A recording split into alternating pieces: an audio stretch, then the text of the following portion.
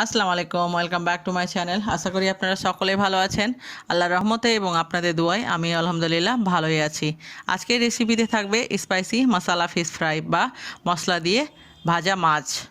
বন্ধুরা, আমরা রেগুলার যে ভাজা মাছটা খাই তার চাইতে আপনারা একবার আমার এই পদ্ধতিটাতে রান্না করে দেখবেন আপনাদের ফিশটা খেতে খুবই সুস্বাদু হবে। তাহলে চলুন দেখা যাক। এখানে নিয়েছি আমি 3টা বড় সাইজের মাছ। এটা আপনারা যে কোনো মাছ দিয়ে করতে পারেন।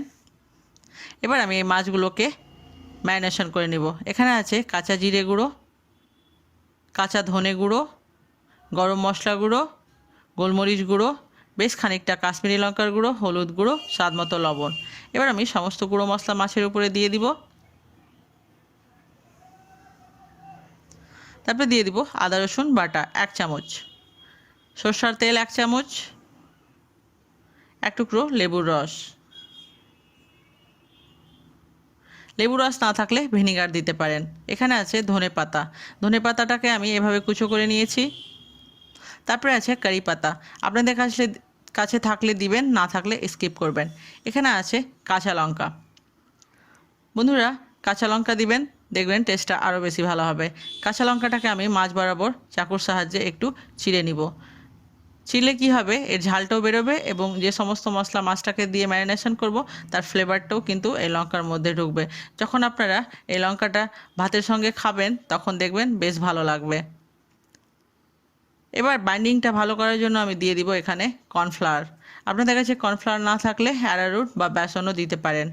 দিয়ে দিলাম 2 চামচ। এবার আমি সমস্ত মশলাকে ভালোভাবে হাতের সাহায্যে মাখিয়ে নিব।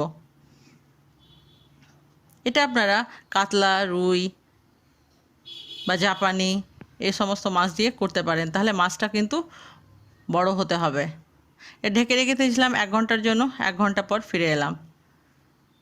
এবার আমি মাছগুলোকে ভেজে নিব। তাওয়া চাপিয়ে দিয়েছি, দিয়ে দিব পরিমাণ মতো সরষের তেল। বন্ধুরা, অবশ্যই সরষের তেলে ভাজার চেষ্টা করবেন, দেখবেন স্বাদটা বেশি ভালো হবে। পর্যাপ্ত পরিমাণে তেল দিতে হবে, তাহলে মাছটা খেতে বেশি ভালো হবে। তেল গরম হয়ে গেছে, এবার আমি মাছের পিসগুলো দিয়ে দিব। চুলোর আঁচটা আমি এই পর্যায়ে রেখেছি মিডিয়াম টু লো হিটের মধ্যে, কারণ যেহেতু মাছের গায়ে মশলা লেগে আছে, হাই হিটে রাখলে কিন্তু মশলাগুলো পুড়ে যাবে এবং মাছটা ভিতর থেকে কুক হবে না। এবার আমি লঙ্কাগুলোকে কিন্তু দিয়ে দিব। এভাবে আমি 3 থেকে 4 মিনিট মাছটাকে কুক করব, এক পিঠ এবং অপর পিঠকেও সেই 3 থেকে 4 মিনিট কুক করে নিব। এবং বাকি যে মশলাগুলো ছিল সেই মশলাগুলো কিন্তু আমি ভালোভাবে মাছের গায়ে লাগিয়ে দিব। কোনো প্রকার মশলা এখানে ওয়েস্ট করা যাবে না। সমস্ত মশলা আমি দিয়ে দিয়েছি। বন্ধুরা, এই মাছটা কিন্তু গরম ভাতের সঙ্গে কিংবা পরোটার সঙ্গে জমে যাবে। একবার আপনারা আমার এই রেসিপিটাকে অবশ্যই ট্রাই করবেন। 3 থেকে 4 মিনিট পর আমি মাছটাকে আলতো হাতে উল্টিয়ে দিব। যেহেতু মশলা লাগানো আছে মাছের গায়ে, সেই জন্য খুব সাবধানে উল্টে দিতে হবে। দেখতে পাচ্ছেন কালারটা কত সুন্দর এসছে। আর হ্যাঁ বন্ধুরা, আমার চ্যানেলে যদি নতুন থাকবেন তো অবশ্যই চ্যানেলটাকে সাবস্ক্রাইব করবেন। ভালো লাগলে লাইক শেয়ার করবেন। লঙ্কাগুলো আমার ভাজা হয়ে গেছে, আমি উঠিয়ে নিব।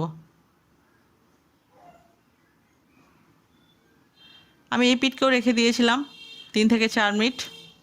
3 থেকে 4 মিনিট পরে যখন দেখবেন আপনার মাছে একটা সুন্দর কালার এসছে, হালকা গোল্ডেন ব্রাউন, তখন কিন্তু আপনাদেরকে চুলোর আঁচটাকে এবার বাড়িয়ে দিতে হবে। বাড়িয়ে 1 মিনিট রাখতে হবে।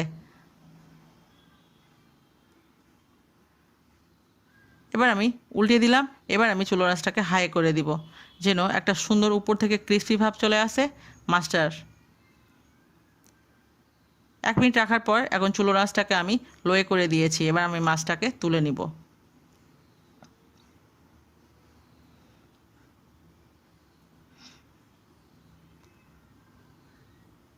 বন্ধুরা, দেখতে পাচ্ছেন আমার মাছটার কত সুন্দর কালার এসছে। এটা কিন্তু কাশ্মীরি লঙ্কা দেওয়ার জন্য এই কালারটা এসছে।